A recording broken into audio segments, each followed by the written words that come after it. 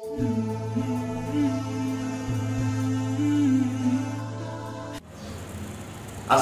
আলাইকুম ওয়া রাহমাতুল্লাহি ওয়া বারাকাতুহু।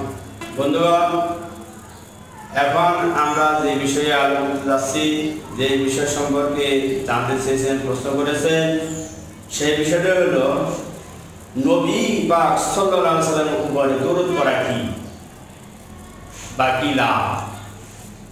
হুজুর সাল্লাল্লাহু আলাইহি ওয়াসাল্লামের উপরে দরুদ পড়া সম্পর্কে জানতে চেয়েছেন। হুজুর সাল্লাল্লাহু আলাইহি ওয়াসাল্লামের উপরে দরুদ পাঠ করা কি, ফজিলত কি এবং না পড়লে ক্ষতি কি? হ্যাঁ, আমরা মুসলমান, আমরা ইমানদার, আমরা নবীর ভক্ত, নবীর প্রেমিক, নবী আশিক।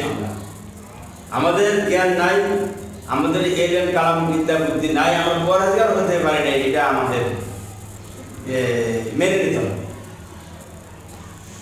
তার কারণ মরার পরে যে যত যা কিছু আছে সব সত্য, কিন্তু পৃথিবীর বন্ধু বান্ধবের কারণে তা পালন করতে পারছি না।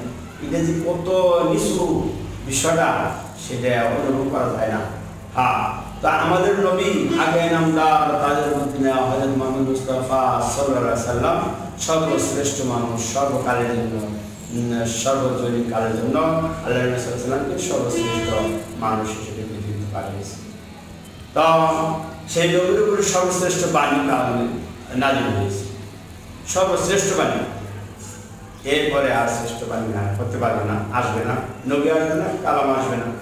তবে নবী সাল্লাল্লাহু আলাইহি ওয়াসাল্লামের উপরে দরুদ পাঠ করে আল্লাহ রাব্বুল আলামিন নিজে বলেছেন, ইন্নাল্লাহা ওয়া মালাইকাতাহু ইউসাল্লুনা আলান নবী ইয়া আইয়ুহাল্লাযীনা আমানু সাল্লু আলাইহি ওয়া সাল্লিমু তাসলিমা। যে আমার হাবিবে জাহান হযরত মুহাম্মদ মুস্তাফা সাল্লাল্লাহু আলাইহি ওয়াসাল্লামের উপরে কোন লোক যদি একবার দরুদ পাঠ করে, তার 10টি রহমত নাযিল করবে। যে আমার সমস্ত ফেরেশতারা, সমস্ত কুল মাখলুকাত আমার নবীর উপরে দরুদ পাঠ করে, ও ঈমানেরা, ও মুমিনেরা, ও মুসলমানেরা, ও নর-নারীরা, তোমরাও আমার নবীর উপরে দরুদ পাঠ করো।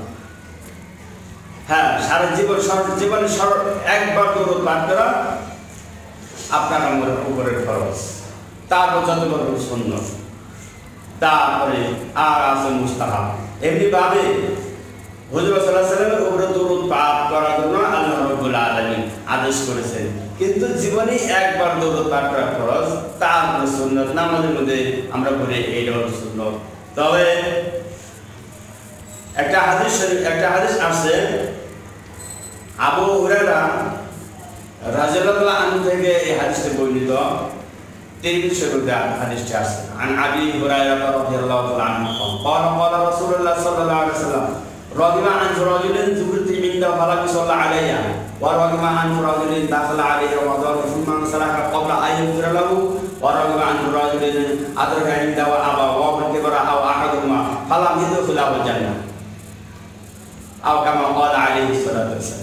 হাদিসটির 3টা শাখা আছে। প্রথম শাখার মধ্যে আল্লাহ নবী সাল্লাল্লাহু আলাইহি ওয়াসাল্লাম নিজেই বলেছেন, যে ব্যক্তির সামনে যে মুসলমান নর-নারী, যার ভিতরে তাদের কথা ভিন্ন, যেই মুসলমান নর-নারী আমার নামটা শুনলো, তাদের সামনে আমার নামটা উচ্চারিত করা হলো, তখন এই লোকটা বলতে হবে সাল্লাল্লাহু আলাইহি ওয়াসাল্লাম। অবশ্যই বলতে হবে। যদি না বলে আল্লাহ নবী সাল্লাল্লাহু আলাইহি ওয়াসাল্লাম বলেছেন, এই লোকটি দুনিয়ার সাথে হয়ে যায়, এই লোকটি মাটির সাথে মিশে যায়, এই লোকটি নিস্তেনাবুদ হয়ে যায়, এরকম ধমকি আসছে। তো এই হাদিসের 3টা শাখার সর্বপ্রথম শাখাটা হলো হুজুর সাল্লাল্লাহু আলাইহি ওয়াসাল্লামের উপরে দরুদ পাঠ করার জন্য খুবই জোর আদেশ করা হয়েছে। তো ইনশাআল্লাহ আমাদের আজকে যে বিষয় ছিল হুজুর সাল্লাল্লাহু আলাইহি ওয়াসাল্লামের দরুদ পাঠ করা, সেই বিষয়ে এখন সমাপ্তি।